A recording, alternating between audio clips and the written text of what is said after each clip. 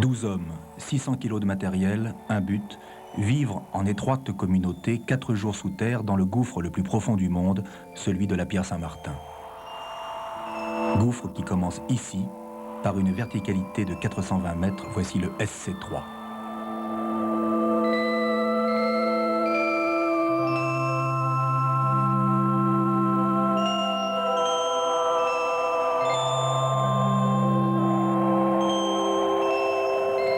C'est à l'autre bout de la France, près de la frontière espagnole, au cœur des Pyrénées-Atlantiques, que commence cette expédition entièrement organisée et placée sous la responsabilité des gendarmes spéléos d'Oloron-Sainte-Marie. Tous sont des spéléos hautement qualifiés.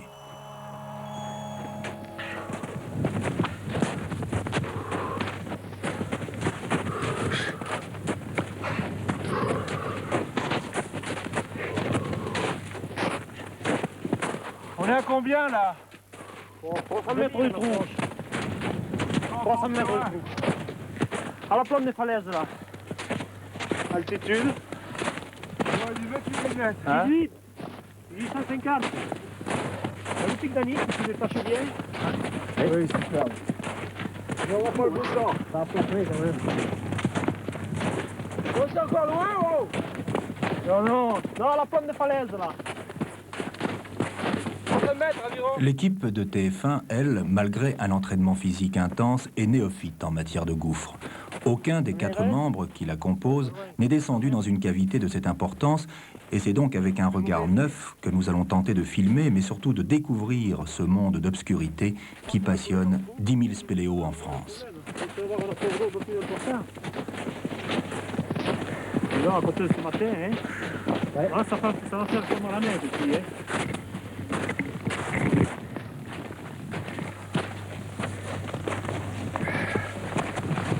On t'approche pas trop. Alors voilà. C'est là-dedans qu'on descend? Ouais, t'approches pas trop parce que ça glisse et il y a déjà 20 mètres de puits vertical là, hein, d'entrée, oui. Dis-moi, alors ça fait 400 mètres? C'est une descente de 400 mètres par puits successifs. Hein. Ouais. Tu auras des puits de 80 mètres, des puits de 60, des puits de 30, en succession comme ça. Hein. Ce qui veut dire, en exemple, que l'on peut mettre Notre-Dame, la Tour Eiffel et l'Arc de Triomphe debout. À quelque chose près, on peut mettre ça, oui, superposé, ça fait à peu près l'échelle, oui. Ça donne l'échelle de ce qu'on va descendre jusqu'à moins 400, 450 mètres à peu près. Allez, c'est quand même impressionnant. Hein. Oui, l'entrée, pas trop, mais quand même... Allez. N'aie pas peur, regarde. Merde. Oh mon Dieu. C'est tout? Mais dessous t'as les terrasses. Dessous là. T'as les terrasses, dessous. Hein? Et il va bien falloir que tu y ailles. Hein? Vous avez vu, c'est large comme ça. Des contrats tout là. Je m'en tu quoi, ils sont... Et SC3, ça veut dire quoi? C'est la nomenclature. Il y a peut-être 1000 trous aussi qui ont été découverts. Alors ils descendent à 20 mètres, 30 mètres. Et chaque fois, le spéléo, il leur met un numéro pour ne pas descendre 2 fois dans le même trou. Au milieu du C. Là, voilà. C'est bon.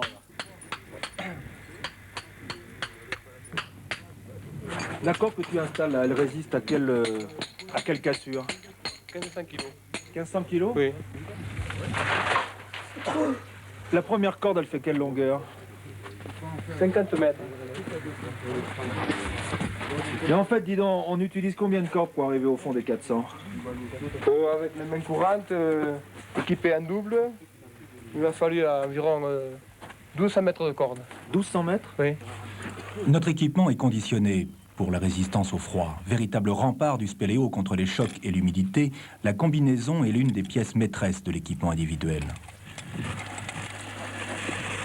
Ça va tenir combien de temps, ça? Là, je pense qu'on en a pour 5-6 heures. En rajeunissant la lampe de temps en temps, comme on t'a montré. L'autre partie importante de cet équipement est la source de lumière. Fonctionnant à l'acétylène alimentée par carbure, cette lampe frontale, complétée par un éclairage à pile électrique, va devenir pour nous une préoccupation de chaque instant.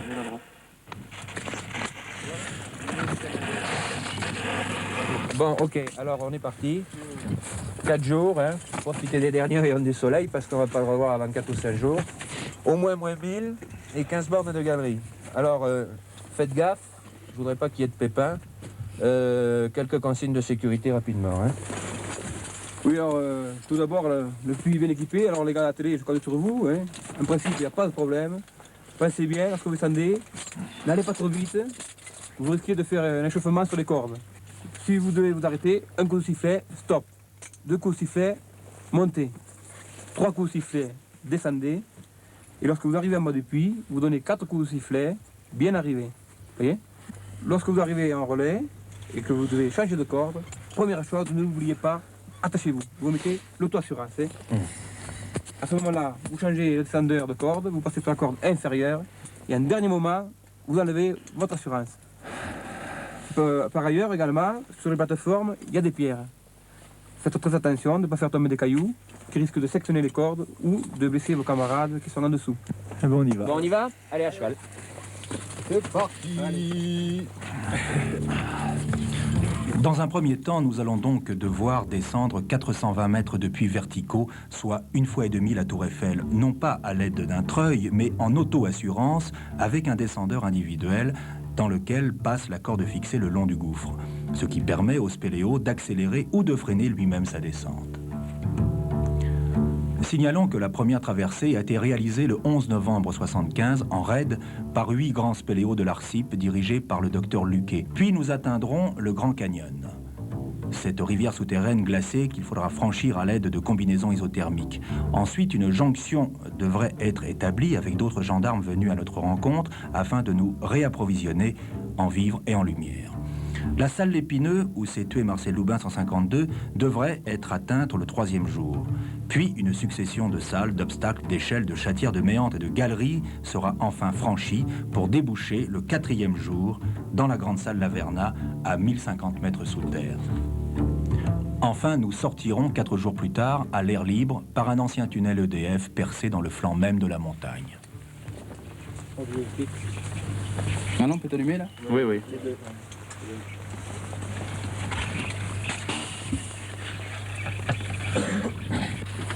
Surtout, oublie pas de te longer. Et alors, mets-toi à l'abri le plus possible s'il y a un con qui faisait partir un caillou. C'est bien qu'il n'y a pas de con parmi nous, mais enfin. Méfie-toi de Gérard. Qui? Adieu, Jean-Claude. Extra, c'est très très bon. C'est la minute de vérité, tout est en place. Jean-Claude Audin plonge. Le caoutchouc qui s'accroche, voilà, ça y est. C'est bon. Aide-toi un peu avec les pieds. Faut pas descendre trop contre la paroi, comme ça, oui. Le soleil disparaît pour 4 jours. Ça va? Ça va et toi? Bonne Non, impression? ça va, bien, bien. Bonne impression? Très bonne. Ça descend vite? Oh la vache. Au suivant. Ouais, d'accord. À toi. Alain, à toi. Jean-Claude, ça descend vite ou pas? Non, c'est Il est obligé de pousser la corde. Jean-Claude, regarde. Bon, alors tu restes là maintenant, Jean-Claude, hein? Il appelle sa mère?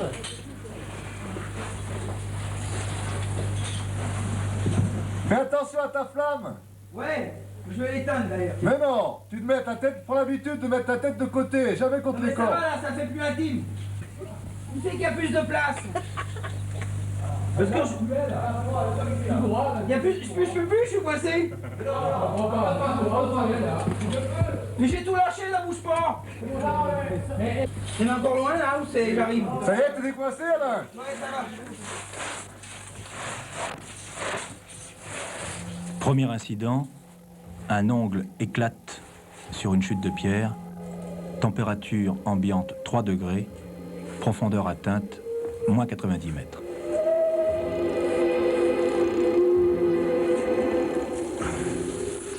Ah oui.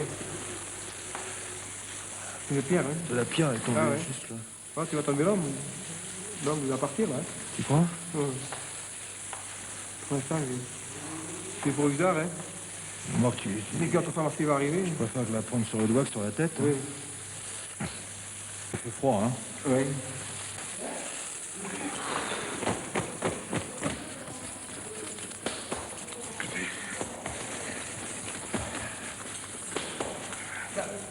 Oh, puis regarde, là.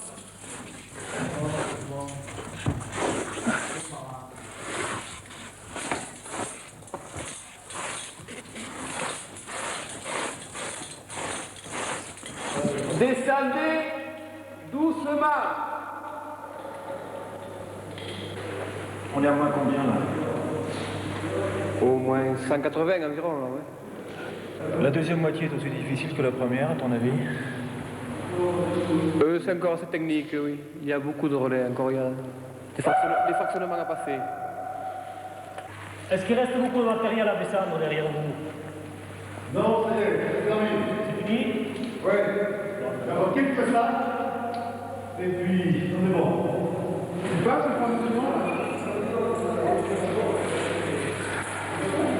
T'as vu Maurice le fractionnement?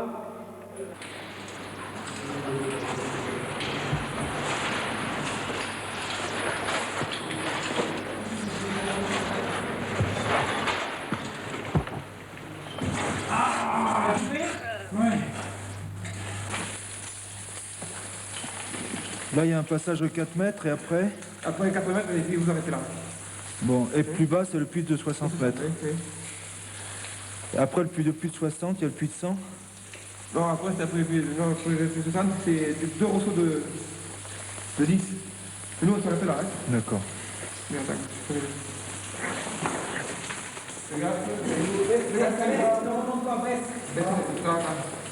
voilà. Ici, nous avons les normal, essayez de fermer. C'est la poussière, c'est quelque chose à faire.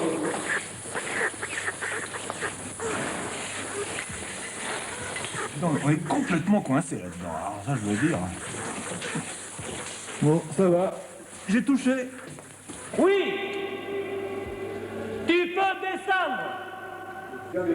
Dire d'occuper avec le chêne qui restait bloqué dans l'accordéon. Je veux dire, on se retrouve à 400 mètres sous terre, un pendu pour un bout de ficelle, comme une araignée, j'aime pas du tout. Alors tu suis la corde, faut pas croire, quand tu vas arriver en bas, tu pourras pas mettre les pieds sur du dur tout de suite. Tu vas arriver, d'abord la corde va... Oui, va t'accueillir en bas, t'inquiète pas. Mais tu n'auras pas, si tu veux, la base d'un puits ordinaire. Tu vas sur une corde qui va arriver à un fractionnement. Tu auras les pieds dans le vide encore, mais tu seras à ça du sol. Encore, descends. T'as déjà fait ça peut-être? Non, qu'est-ce que tu fais là? Deuxième incident, la gaine des cordes gonfle sous l'humidité et se coince dans les descendeurs. Alain, l'éclairagiste de TF1, reste coincé. Profondeur atteinte, moins 400. Ils parlent comme ça les guides à Chamonix, tu sais, quand ils avec leurs élèves. Ouais. À l'école escalade au Gaillard, ils leur disent t'es tombé, gars, ça fait mal, hein. Ça ira bien mieux ce soir. T'es le meilleur, t'es le plus beau là, hein. Oh, si. Henri, cette progression dure combien de temps? Environ 15 mètres. 15 mètres? Ouais. Il faut une bonne demi-heure pour les faire, les 15 mètres. Hein. Ah, on va transpirer un peu. Elle est pas trop fragile la boîte là? Non, elle est fermée. C'est bon? Elle est fragile, mais attention. La base des grands puits est atteinte. Voici 9 heures que nous avons plongé. Et t'as vu les films où tu m'as fait? Fais gaffe Henri, tu brûles la corde avec ta lampe.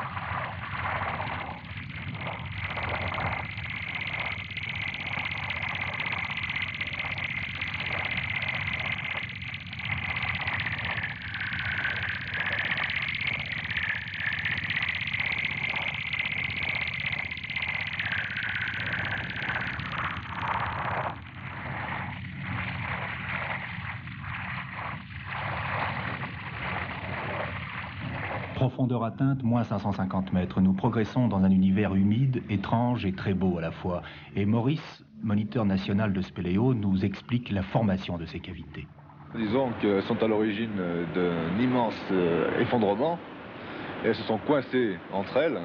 Et maintenant, ces blocs énormes qui ressemblent à des maisons par endroits sont bloqués à vie, quoi. Il faudrait une secousse sismique pour peut-être assez prononcée pour faire tomber tout ça, mais encore. Il a été prouvé que sous terre, quand il y a un tremblement de terre en surface, on sent rien, quoi. Oui, d'ailleurs, lorsque le tremblement de terre d'Arrête a détruit environ 200 maisons, des spéléos se trouvaient à proximité, sous terre, ils n'ont rien ressenti. On peut l'expliquer? L'expliquer en peut-être que la croûte, justement cette couche de roche qui nous sépare de l'écorce, parce que si on est en pleine dans l'écorce, on en fait un petit peu, on est en dessous de l'épiderme. Peut-être qu'elle sert d'amortisseur. Hein, et puis que toute cette masse d'air aussi, parce qu'il y a beaucoup d'air, ces grandes galeries font aussi des amortisseurs et on ne sent pas de secousse. Puisque tu parles d'air, Maurice, comment se fait-il que nous avons si froid? Et ce froid s'explique parce que justement ces cavités sont des cavités d'altitude, de haute altitude.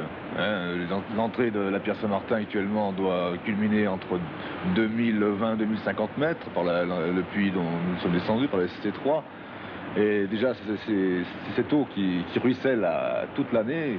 À 60% c'est de l'eau de neige. Hein, toute cette eau de neige elle est glacée. Et justement l'altitude aussi nous apporte le froid. En plus, il faut bien se dire que sous terre, c'est bête, mais enfin, il n'y a pas de soleil.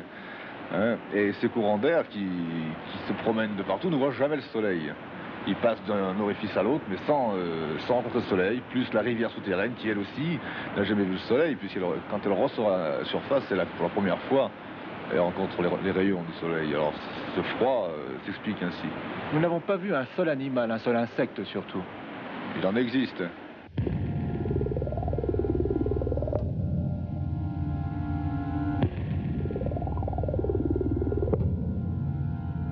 Bien sûr, on ne va pas rencontrer un lapin ou quelque chose comme ça, non, c'est vraiment absent de toute vie, de toute faune, si on veut généraliser. Hein. C'est vraiment un décor inhumain, es-tu d'accord?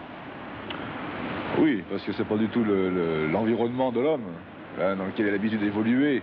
Il manque des arbres, il manque la chaleur du soleil, on en parle, qui amène des fleurs, tout ça. L'odeur aussi est particulière sous terre.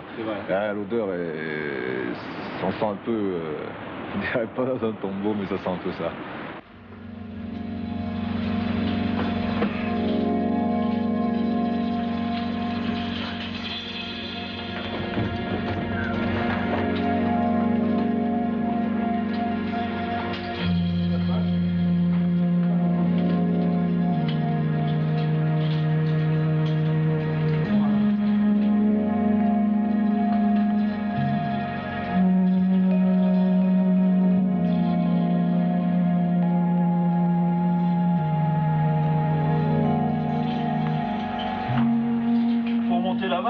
Ah oui, montez où? Là? Oh non, non.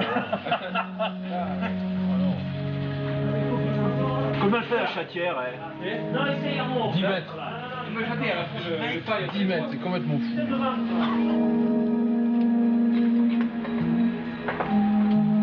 Allez! Laissez venir, René. Ah bon? Bon, vous envoyez les sacs, là? Bon, je ressors et moi, hein? Oui. Si je peux, hein? Oui. Il m'a fait peut-être dans un trou, dis donc. L'acheminement de nos 38 sacs est épuisant. Chaque homme porte une moyenne de 40 kilos et les étroitures deviennent difficiles à franchir. Vas-y, avale derrière, avale derrière. Avale. C'est bon, avale encore. Avale. Allez. C'est prêt, avale, René. Tire. C'est ma ouf, hein. Tire. Tirez. C'est ça. Monsieur Jean-Claude. Mon dos. Vous mettez la tête de l'autre côté. Voilà, tu te tournes. Alors, tu te baisses, c'est bas, hein. Baisse-toi. Voilà. Voilà, mais c'est bon, il est passé. Enfile-toi vers moi. Bien. Ouais, vas-y encore. Là. Baisse-toi encore. Là. Encore. Oui, mais je peux pas plus, là. Si, avance vers moi. Là, maintenant, tu avances vers moi. Dans cette position, non, tu montes trop. Avec ta jambe gauche que tu vas mettre sur le petit éperon, là, tu vas pousser avec ta jambe gauche. Là, monte ta jambe gauche. Voilà. Ouais, bien. Bon, allez, par coincement maintenant, tu montes ici. Monte. Descends la corde, tout tourne. Non, ça n'a pas de la pâte à passer. T'as pas l'hiver, t'as le sifflet. Non, je m'en vois mal. Bon, avec ta main droite, chope le béquille. Chope le béquet ici, à la droite. Bravo, idiot. Moi j'ai mes bouts de terrain qui traînent là. Ne t'énerve pas. Attends, j'ai pris une crampe dans la jambe. Alors, quand tu sors ici maintenant. Attends, c'est mon respirer là. Oh putain, nom de Dieu. Il y en a encore long là comme ça? Non, c'est fini, t'as un mètre à faire, c'est fini. Allez, mets ta jambe, ta main droite ici. Ta main droite ici. Mets ta main droite ici. Là. Voilà. La gauche là. Mets tout pareil. Allez, détache-toi là. Tu vas arriver à un moment donné, tu as un béquet rocheux. Oh, ouais, c'est bon. Mets ta jambe gauche maintenant sur le béquet rocheux. Voilà. En même temps, tu vas te propulser vers le haut et vers l'avant. Ouais, bon, c'est bon comme ça, oui. Oui, calme-toi un peu avec ton corps maintenant. T'as pas de prise pour les pieds, oui, c'est bon là. Voilà, viens prendre le béquet. Voilà. Bon, c'est sorti hein, là maintenant. Voilà, c'est bien. Voilà, bon passage.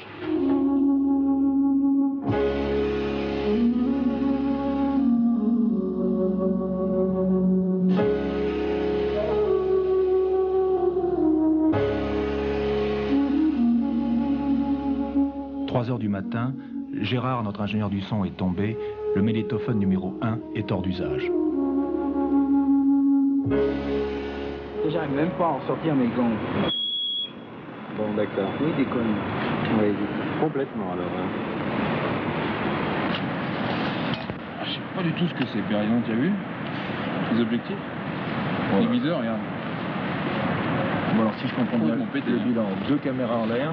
J'ai poursuivi le long de la paroi, puis à un moment, paf, un trou. Tombé. Voilà. Gérard tombé dans l'eau avec le magnétophone, un chargeur, une batterie noyée. Oui, il est tout trempé là. Il a pris la flotte depuis la façade, là, complètement. Voilà, voilà, bah, je ne vais même pas la fermer. Complètement bloqué. Tout est de travers.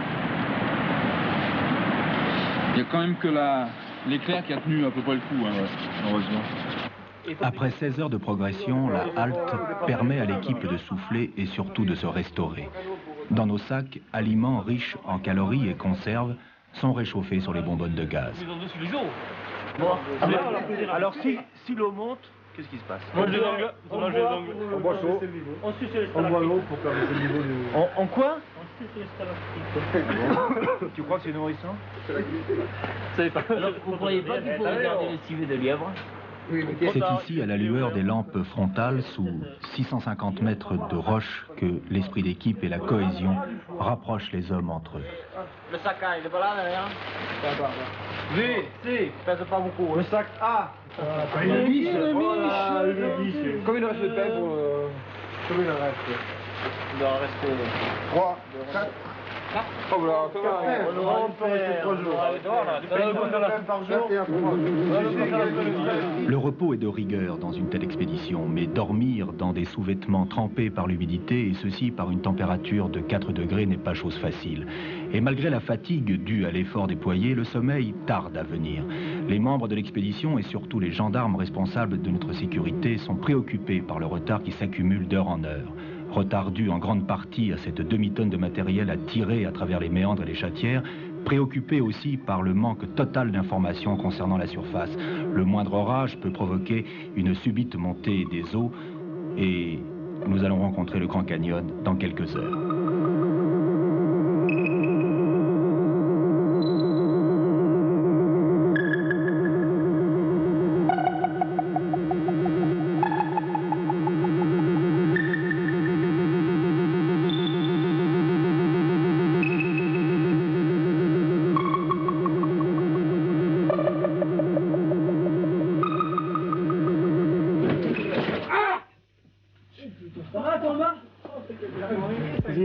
Il est assommé là, oh! Ici là. Il veut pas, je suis tombé dessus. Un passage à vide. Oh, qu'est-ce qu'il a? On va appuyer pour qu'il n'y ait pas de Ça va? C'est bon? Allez, va, c'est bon. Allez. T'es gerbé ou quoi? Allez, allez. Allez. Il a pris bois sur le coin de la gueule. Allez, reste assis là. Pour le moment. Ah, et un bout là-bas, si vous avez le bout, Et vous commencerez à l'ouvrir. Hein. Ah, putain. Bon, alors qui c'est qui peut descendre là? Vas-y, tu peux y aller, n'importe qui. C'est vrai que l'eau arrive. Oui, oui, oui, ça commence. La flotte qui arrive? Oui, oui, ça commence à... Ils y sont dans la flotte là-bas. Oui, ils ont passé les sacs. Hein. Non, non, mais on n'est pas trop là-bas non plus. Hein. Nous attaquons notre deuxième journée, voire notre deuxième nuit sous terre, puisque voici exactement 23 heures que nous sommes maintenant dans ce gouffre de la Pierre Saint-Martin. Il fait froid, il ne fait pas très chaud, la température est de 4 degrés, l'humidité est absolue puisqu'elle atteint presque 100%, et nous venons d'atteindre une petite rivière qui va rejoindre la grande rivière que nous allons descendre à bord de canot et même à pied en marchant sur le fond de cette rivière. Essayons de nous intéresser à ce qui nous entoure, car je crois que nous venons d'atteindre une salle fort belle avec des concrétions, des stalactites, des stalagmites. Ah oui, justement, là, juste à côté, là, il y a, d'ailleurs on peut y aller, il y a de très belles concrétions de toutes les catégories. On va aller voir ça.